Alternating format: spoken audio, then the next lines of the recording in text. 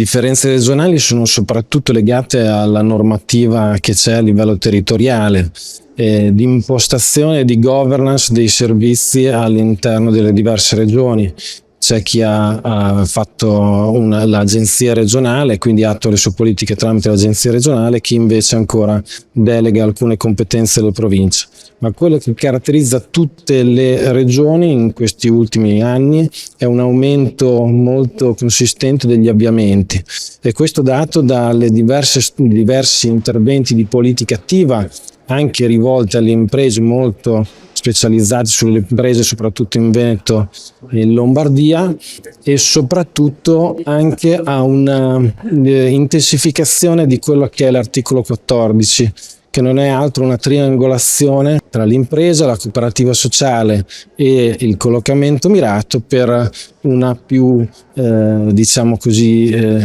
un migliore presa in carico della persona con disabilità.